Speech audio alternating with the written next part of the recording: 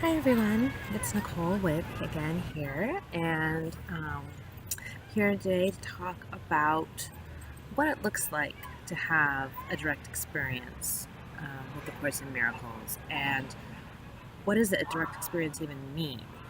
Well, to me, it means really putting the principles, the teachings, in this case, of Course in Miracles, but in any spiritual path really to work in your life so that you are actually experiencing the things that that path is promising or telling you will happen. And it's about not just reading it and saying, oh yeah, it's a nice idea, I believe in it, and then not changing your life at all. It's about putting everything into practice so that you can get to have that experience of peace and joy. That is why we're all on that path to begin with. um, so last week I talked about looking at the darkness, looking at the hate in your relationships, um, and looking at the darkness so that it can be brought to the light and be healed. And you remember I told you in the Course in Miracles, Jesus tells us he's going to be there the whole way holding our hand and not to worry that we'll get stuck there. It's not our destination. But I just wanted to tell you a little bit about my experience this week in doing that because I'm going to be honest, it's not fun.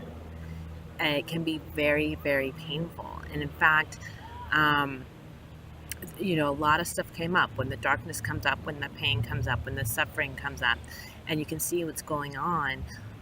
Um, it's very painful, at least it was for me, because in the past, you would have all these thoughts and everything running around in the background, and you didn't even notice.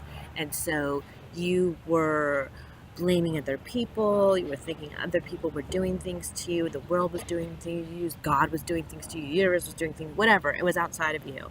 And so, yeah, you might be mad and frustrated, but you had a place to project it, right? And that's what the Course tells us projection is actually for, to take it off ourselves and put it out there.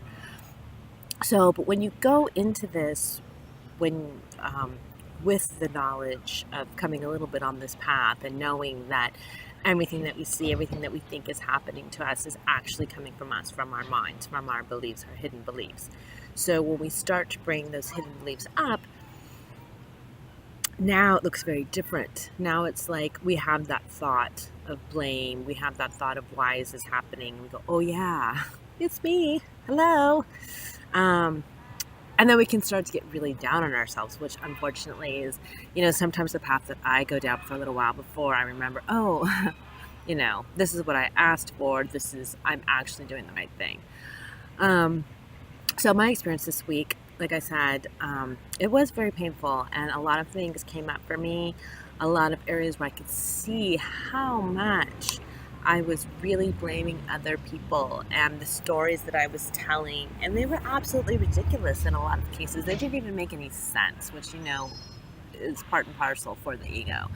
So I had a particularly hard day one day on Sunday, and I knew I was doing it to myself. And, I knew it was like, oh my God, I have this thought. How could I be so terrible? I have this thought, and I'm just blaming and blaming and blaming and not being compassionate with myself at all. Until about halfway through the day, and I remembered, oh, this is what I asked for. I asked to look at the darkness, but you know what? I forgot Jesus is here with me, and he's holding my hand and he's shining the light, and I don't have to beat myself up. It's not about blaming myself instead of blaming others. It's about not blaming at all and just changing the thoughts. So once I realized that, once I remembered that, I was reminded of that, I instantly felt better. I was like, oh, okay. And one of the things I learned on that experience was that I really needed to be more compassionate with myself. And I think that's something that we all have to find our own way of doing that. Talking to ourselves in a nice, loving way, how we would talk to a child or a loved one that was hurting, and just, trying to be that compassionate voice. So, another experience that I had this week was also that it was very interesting. I threw a little bit of a temper tantrum, at least on the outside, but on the inside, I knew I was fine, and I knew that all this stuff that I was saying, all this way that I was acting, 'cause, I was pouting and whatever. Um, it was like it was just a role I was playing. It wasn't real, and I knew that at the time. I knew that at the time. It was like I was watching myself fulfilling this role, this old pattern, the old way that I'm used to being. And inside, I was like, "What are you doing? You know that this isn't true." Um, so that was a very interesting experience, and it vanished a lot sooner than it would have been in the past because I could see right through it. And you come out the other side. Basically, that's what I want to say. That one, you're looking at the darkness. The temptation may be just to stay there and get stuck. But Jesus guarantees that He's with us. And if we remember that and we take His hand and we let the light shine, we do come out the other side with some very valuable lessons. I would say that my biggest lesson this week has been to be more compassionate with myself, to look at the thoughts. Don't want them to drag me down. Just look at them and know that they're not true. If they're causing me suffering in any way, then they're not true. And however, I need to remember that. The Course says there is only one problem, and that's that we think that we're separate from God, and we're not. And that's the solution, is to remember that we're not. Remember that we have a Father who loves us unconditionally, and we have never let Him down.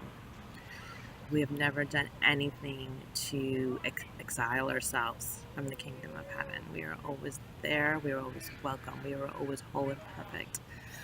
So I guess that's what I just want to leave you with today. Let's see if there's anything else.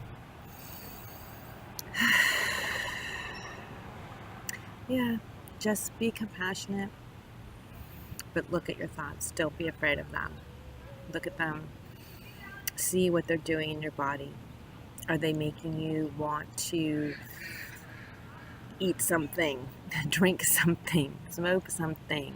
Are you looking to escape from them that way, instead of just sitting with them and sitting with the pain and bringing the Holy Spirit into it? The sooner you can remember to bring the Holy Spirit into it with you, the faster it'll pass, the faster you will learn the lesson, and the faster you will be more compassionate with yourself and able to move on with your day. So I love you all. And just remember that you are loved. In fact, not only are you loved, you are loved. And that's your only function here.